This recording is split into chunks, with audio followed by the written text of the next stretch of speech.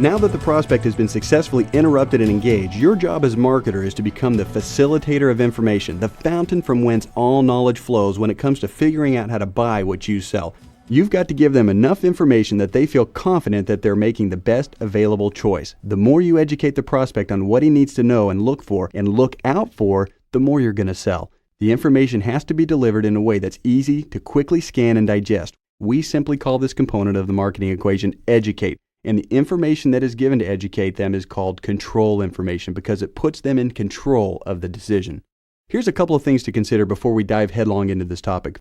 First of all, just like the first and second components of the marketing equation, interrupt and engage, were very closely tied together, so are the third and fourth components, educate and offer. Now, why is that? Because by definition, the offer is supposed to give the prospect a low-risk way to become further educated and to take the next step in the sales process. If you are running an advertisement, let's say on the radio, you've got 60 seconds to say what you're going to say. It's pretty difficult to tell somebody everything they need to know and educate them on how to make the best decision in just 1 minute. So what needs to happen is the headline and subheadline on the radio ad would interrupt and engage based on hot buttons, of course, and then provide a basic overview of the kinds of things that a prospect needs to know about buying what you sell, and then make an offer for a marketing tool, a report, a video, a website, an audio program, whatever, that will promise to further educate. The offer is positioned as risk-free, not just that it doesn't cost money, but that it's a way for the prospect to gain information without feeling like they're going to be hammer-dunked by a salesperson. If this is done properly, and it's not that hard to do, then your ads will inevitably pull 2 to 100 times more than they used to. Inevitably. Now, let's talk about how to educate. To accomplish this, you need to think of the process like building an attorney's case. A case that does what? A case that gives prospects and customers confidence that they would be a fool to do business with anyone else but you. You accomplish this by educating your prospects about what they need to know about buying what you sell, teaching them how to determine value within your industry, and then providing specific, quantifiable evidence that your company or product or service will give them that value. See, this is how you build your outside perception to match your inside reality. You need to prepare your case as thoroughly as an attorney would prepare a case for court. In court, the attorney's case can mean the difference between freedom or incarceration, between life and death. In business, your case for your product or service means the difference between you getting rich and you going broke. Think about your marketing and advertising strategy this way. Your product or service is on trial, the consumer is the jury, and you are the attorney. And you must educate the jury on all the relevant issues to prove to them that you offer the best value available, and it's a life or death sentence. Your job is to define relevant issues, come up with all the proof, all the arguments, all the evidence, and present it in a way that the jury believes you. Remember, your prospects are the jury. By this point of the program, it probably wouldn't surprise you if I told you that most businesses build no case at all. Ironically, not even attorneys themselves know how to build a case for their own business. I've got an ad here that you can find on page 19 of the companion volume for a law firm that has the non-interrupting, non-engaging, platitude-plagued headline, "When it comes to the law, close is not good enough." What do you think about that? When it comes to the law, close is not good enough. And then, if that wasn't bad enough, check out the platitude-filled control information they offer where they should be educating. With Borowitz and Grubitz, you can rest assured that we get the details right. Whether it's personal injury litigation, real estate, or business law, our team of attorneys works hard to get the job done right the first time. Our smart, savvy lawyers love a good legal challenge and thrive on helping our clients seek justice. When you're in need of legal counsel, call the law firm of Borowitz and Grubitz. The platitude cup runneth over, don't you think? Does the ad define the important and relevant issues when it comes to choosing an attorney? Does it build a case? Does it make you believe that they do anything different or better than anyone else? Does it make you think that they offer superior value? Does it give you any clue at all as to their inside reality? Does it provide evidence? Does it give the prospects control over the decision of what attorney to choose? You would think that an attorney would understand this stuff, but I'm telling you, when it comes to marketing and advertising, every kind of company, every single one has their head buried in the sand. Here's a point of quick review for you. It's impossible to build a case and expose your inside reality using platitudes like the ad that we've just described.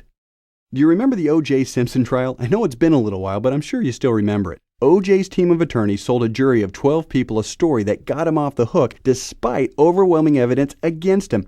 What if O.J.'s attorneys got up on the stand and spewed a bunch of platitudes and said, what if they said, "Come on, he couldn't have done that. He's O.J. He's the juice. He runs through airports. He's a 2,000-yard Buffalo Bill. He's a movie star. There's no way he could have done that, man. He wasn't even there that night. He was out somewhere else. He just couldn't have done it. Now, as ridiculous as that sounds, that's about as good a case as most businesses ever prepared to defend and sell their product. They just offer a non-compelling surface-level laundry list of platitudes and hope that someone will give them money, as if just being there, just being in business makes them entitled to the business. Good luck. Look at what O.J.'s attorneys did do. They got all kinds of forensic reports, alibis, expert witnesses, and everything to prove that he couldn't possibly have done it. They defined the important issues and brought in experts to teach the jury what they needed to know about them. They had a guy who was a glove expert who came in and showed them how and why the glove couldn't possibly have fit O.J.'s hand. It was too small. They had a blood splatter expert who testified that there's no way that the blood would have splattered that way if O.J. had done it. They gave the jury a crash course on blood splatterology, if there is such a thing. See, if O.J. would have stabbed somebody, the blood would have splattered over there, not over here.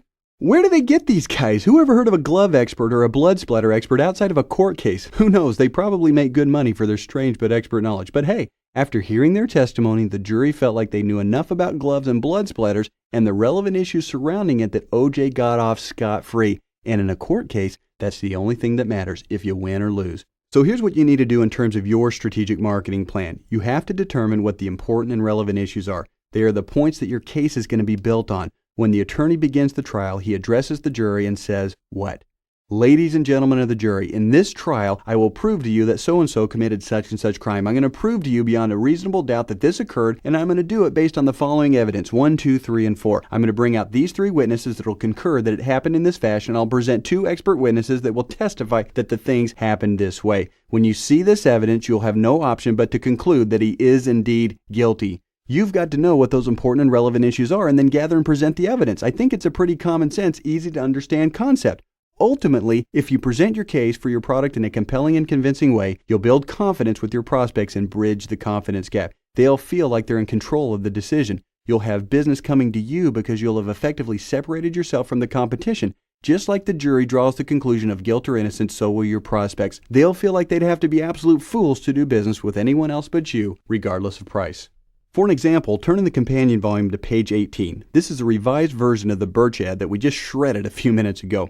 Instead of featuring the ridiculous dog, we're going to focus on a major hot button, which is price. Now, normally, we don't use price as a major hot button, but in this case we will, and for a very specific reason. See, normally within an industry, prices are going to be relatively constant across the board. There may be some companies that have lower costs of goods sold because they buy larger quantities or because they've created certain efficiencies or whatever, and this allows them to turn around and sell for less. But even in those cases, my advice would be to add more value and additional services and charge full price and just make more money on each transaction. But this case is unique because deregulation in the telecommunications industry has forced the former monopoly Southwestern Bell, SBC, to make their lines available to competitors like Birch at reduced prices, and that allows Birch to turn around and sell literally the exact same product for less money. Substantially less money. It'd be like if the government forced Chevrolet to sell Corvettes to a third-party company for $20,000 who would then sell them for $25,000. Meanwhile, Chevy would have to still sell theirs for $45,000. That's what's happening here. Now, I don't agree with those kinds of policies that force unequal competition, but here's the point. From a marketing standpoint, why on earth would you not capitalize on that situation? Someday when I'm president of the United States, I'll worry about changing business policy. For now, I'm going to worry about selling as much products and services as possible for companies that want to utilize the marketing equation into their business. So with that in mind, you'll see that we have a hot button loaded headline that reads, How to buy SBC's $1,000 a month 1.544M T1 for only $399 a month. Now I'm going to repeat that one more time for the benefit of those of you who are listening right now without the companion volume in front of you. How to buy SBC's $1,000 a month 1.544M T1 for only $399 a month. Now, I know that sounds like a mouthful, but that's what the product is, and people reading it, generally speaking, will understand what that is. Now, since the brain is going to demand clarifying information and to answer the obvious immediate question of, well, how's that possible? We're going to use a subheadline that reads, Now you can benefit from new laws that have forced SBC to make their pipes available to other carriers at a fraction of the cost. Okay?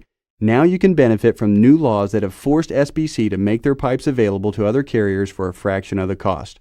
Okay, we've interrupted, we've engaged, now it's time to educate. It's time to build a case and prove that what we're saying is true and to cause the prospect to conclude that he'd be a fool not to buy from us. You'll need to either pull the companion volume out and take a look, or you'll need to go online to www.mymbook.com to see the actual ad. You'll see in there that we give a more detailed description of how the regulations have changed and what that means to SBC, Birch, and the end users. Then we go into a detailed comparative analysis of what the components of a T1 are, how much they should cost, and what to look out for. We educate the reader as to what he needs to know when buying a T1. We show him what other competitive companies are offering and what is good and bad about those offers. We show different options that can change the price and how much a T1 line ought to cost. This is all done in a very compelling way that leads readers to conclude that they might get a raw deal if they buy from SBC. Now, I don't want to jump the gun, but notice also the offer in the ad. We're going to talk about that here in just a minute, so keep it in mind. And for another example of how to properly educate the prospect, look at the revised ad for the law firm Borowitz and Grubitz on page 19. I think you'll find it to be pretty interesting.